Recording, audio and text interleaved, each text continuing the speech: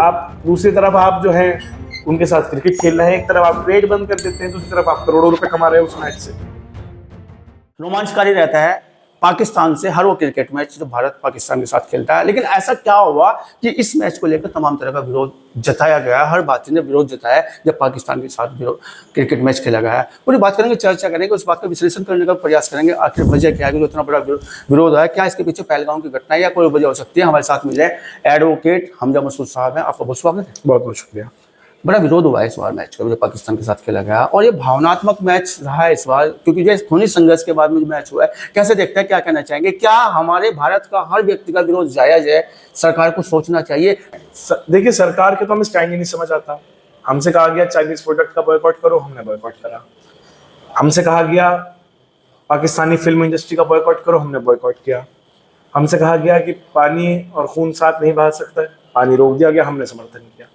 पूरे विश्व के अंदर आपने डेलीगेशंस भेजे जिसमें पक्ष विपक्ष सबके सांसद थे, और एक स्वर में भारत के प्रत्येक नागरिक ने खड़े होकर कहा कि देखिए पाकिस्तान से किसी भी तरीके की बातचीत नहीं होगी। तो फिर ये मैच कैसे हो गया? ऐसा तो है नहीं कि पहले मैचेस बॉयकॉट नहीं हुए। 90s के दशक के अंदर श्रीलंका के अंदर मैच बॉयकॉट किया गया था LTE की वजह से। बहुत सारे ऐसे मैचेस हैं जब बॉयकॉट हुए हैं सिर्फ पैसा कमाने के लिए, सिर्फ धंधे के नाम पर। आपने अपने देश की जो सुहाग जुड़े हैं, अपने देश में जो ये गरीब व्यक्तियों के साथ जो लगातार जो आपका लाइन ऑफ कंट्रोल के ऊपर जो गरीब लोग रहते हैं उनके साथ शेलिंग हुई, लोग मरे वहां पर। पहलगाम के अंदर 26 व्यक्तियों को सिर्फ इसलिए मार दिया गया कि वो हिंदू थे। उसके बाद आप ये सब चीजें कर रहे हैं, तो मैं समझता हूँ ये शर्मनाक है। धार्मिक उन्माद में हमेशा एक चीज कहता हूँ, ये जो मजहबी जुनून है ये दोनों तरफ खराब है, और ये हमारे मजहब के खिलाफ है जो ये चीज पहलगाम के अंदर हुई थी। पाकिस्तान मुसलमानों की और इस्लामिक वैल्यूज के खिलाफ जाकर उसने ये काम किया, इसलिए देश का 25 करोड़ मुसलमान उसके खिलाफ खड़ा है, इसलिए हम खिलाफ हैं। देश की बात तो है ही, देश के साथ साथ वो हमारे धर्म के सिद्धांतों के खिलाफ भी है। हमने तो एक स्वर में खड़े होकर अपने भाइयों के साथ मिलकर कह दिया कि हम पाकिस्तान से किसी भी तरीके का कोई ताल्लुक नहीं रखेंगे। लेकिन सरकार ने सिर्फ पैसा कमाने के लिए और सिर्फ अपने आप को अमीर करने के लिए BCCI ने ये जो निर्णय लिया है, ये बहुत निंदनीय है।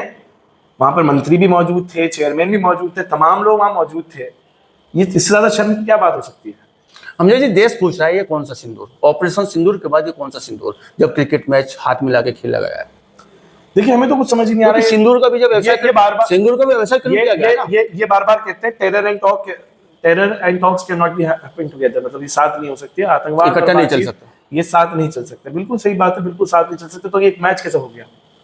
मैच चाहते तो आप रोक भी सकते थे। नहीं, ऑपरेशन सिंदूर का मायने क्या रहेगा? मीनिंग ऑफ ऑपरेशन सिंदूर जब हाथ मिला के क्रिकेट खेला गया, कुछ भी मायने नहीं है। अब तो कुछ भी मायने नहीं रहे।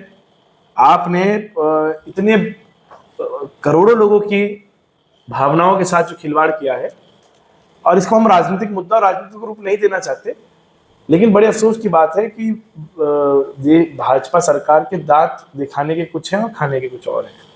तो ये जो इन्होंने करा है, कल जो मैच हुआ है, ये बहुत अफसोस की बात है और ये चीज़ नहीं होनी चाहिए थी। नहीं, यहाँ पे एक बात और भी आती है कि लाश के ऊपर चौके छक्के, लाशों के ऊपर चौके छक्के।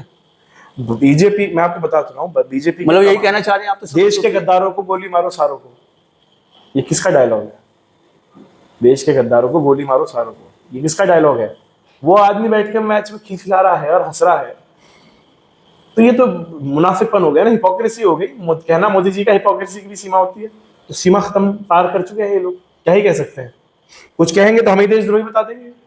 क्या लगता है कि जब पाकिस्तान से मिठास भरे रिश्ते खुलने का एक माध्यम हो सकता है ये? नहीं, क्यों खुलना चाहिए? बात एक बात है ना, अभी आप हाथ तो मिला, इंडिया हाथ मिला रहा है, पाकिस्तान हाथ मिला रहा है क्रिकेट। नहीं, देखिए, आप हाथ क्यों खुलना चाहिए? बिल्कुल नहीं खुलना चाहिए। अभी आप अपनी नाराजगी का इजहार करेंगे या नहीं करेंगे? क्या उन लाशों का कोई मोल नहीं है? 2 महीने कम होते हैं इजहार करने के लिए? नहीं, क्या उन लाशों, आप जाके उस बेवा से पूछिए ना, उस विधवा महिला से पूछिए जिसका सुहाग जुड़ा है। मैं तो पूछ रहा हूँ कौन सा सिंदूर? बिल्कुल उससे पूछा जाए, और ये सवाल मेरे से बेहतर है आप उन भाजपा के नेताओं से सवाल पूछे, खासतौर से मेरे जिले के, जो दूसरों पर आरोप लगाते हैं, जो दूसरों को देशद्रोही बताते हैं, जो सहारनपुर में आके हमें मसूद अजहर का दामाद बताते हैं। ये सवाल तो उनसे पूछा जाना चाहिए ना कि आपके देश के अंदर सरकार है और आपकी सरकार को सबने एक स्वर में, क्योंकि सरकार जब बन जाती है वो सबकी होती है, वो हमारी भी है, विपक्ष की भी है। हमने भारत सरकार का आंख बंद करके आंख पीछे हम लोग इस एक स्वर में हमने बगैर किसी विरोध के हम सरकार के साथ खड़े हो गए जब पाकिस्तान के खिलाफ की बारी आई। लेकिन जब हमारी भावनाओं के साथ खिलवाड़ हो रहा है, हमारी देश की विधवाओं की भावनाओं के साथ खिलवाड़ हो रहा है, तो कैसे आप खामोश बैठ सकते हैं? मैं उन लोगों में से हूँ, जब मैं स्कूल के अंदर था तो निर्भया कांड हुआ था। हमारे दादा जो थे वो केंद्रीय मंत्री थे और पिताजी जो थे वो कांग्रेस पार्टी से इलेक्टेड गंगों के चेयरमैन थे। हम लोगों ने उस टाइम अपनी ही सरकार के खिलाफ सारा विरोध प्रदर्शन निकाल दिया था। तो ऐसा नहीं है कि मैं सिर्फ अपनी बीजेपी के यहाँ पे एक सवाल उठता है कि ये आखिर ये दोहरा चरित्र क्यों? देश का जवान लड़ेगा और देश का क्रिकेटर खेलेगा। ये तो आप क्रिकेटर पे आरोप नहीं लगा सकते। नहीं तो ये तो अगर देश की हुकूमत नहीं ना, तो मैंने जवान पे लगा ना क्रिकेट पे लगा, लेकिन दोहरा चरित्र की बात, दोहरा चरित्र तो ये देश की हुकूमत का हो रहा है। ये समझ नहीं पा रहे हैं कि लोग चाह क्या रहे हैं। हम एक तरफ तो एक तरफ तो आप पानी रोक देते हैं, आपके पानी रोकने की वजह से क्या हुआ सब देखते हैं। दूसरी तरफ आप जो है उनके साथ क्रिकेट खेल रहे हैं। एक तरफ आप ट्रेड बंद कर देते हैं, दूसरी तरफ आप करोड़ों रुपए कमा रहे हैं उस मैच से। फिर भैया पाकिस्तानी आर्टिस्ट का क्या दोष है? फिर देश के अंदर पिक्चरें क्यों नहीं रिलीज होती हैं?